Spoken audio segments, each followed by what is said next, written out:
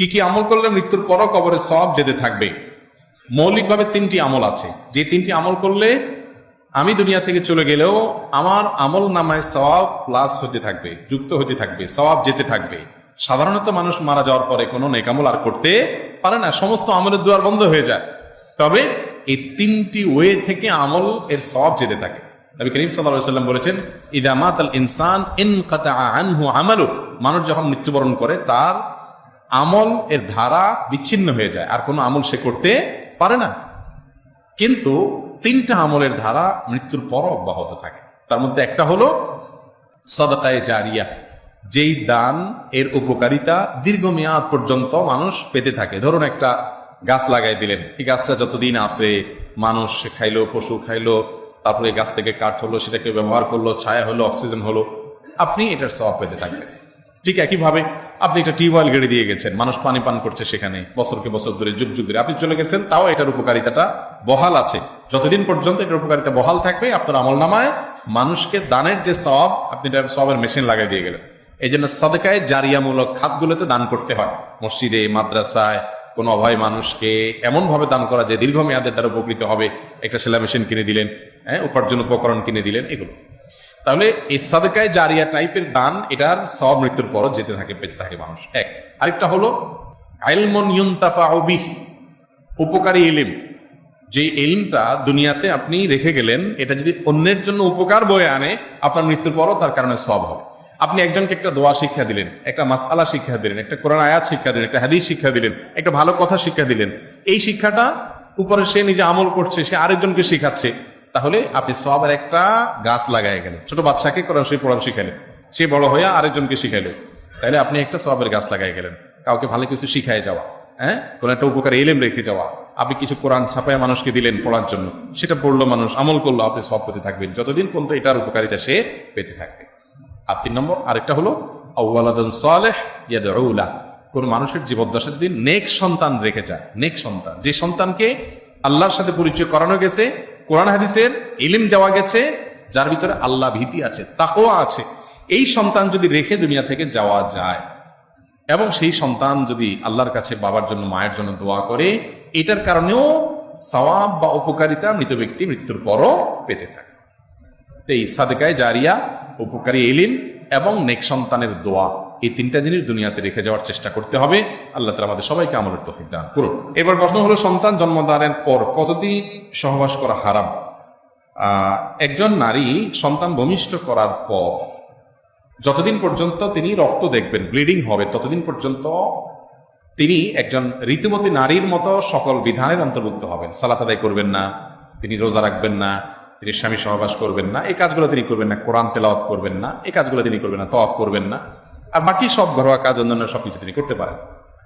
আর এই ব্লিডিংটা দেখতে দেখতে যদি 40 দিনের বেশি হয়, তাহলে আবার 40 দিনের পরে নর্মাল হয়ে যাবে, অর্থাৎ সবকিছু করতে পারবে, নামাজও পড়তে হবে তাকে। কিন্তু 40 দিন পর্যন্ত সর্বোচ্চ এই ব্লিডিং হলে সেটার কারণে সালাত তিনি পড়বেন না, স্বামী সহবাস করবেন না।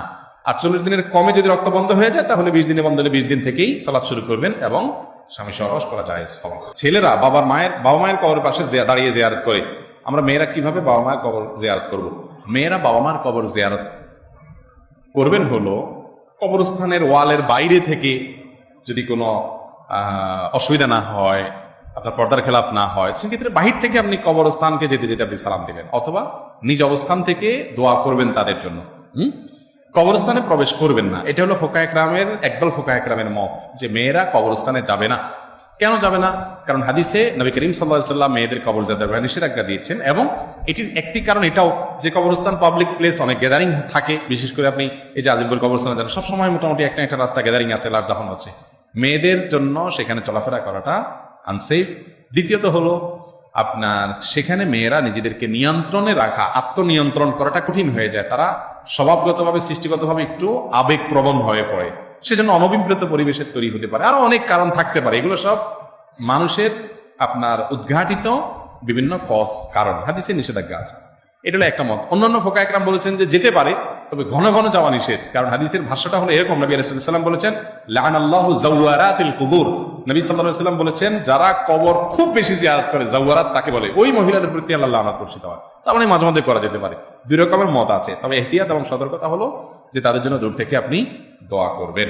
আমার স্বামী মারা যাওয়ার সময় কিছু নগদ টাকা রেখে যায়, আমার ইনকাম করার অবস্থা নাই, এই নগদ টাকা ব্যাংকে রেখে লভ্যাংশ খেতে পারবো কিনা? আমার ছেলে মেয়েরা খুবই ছোট।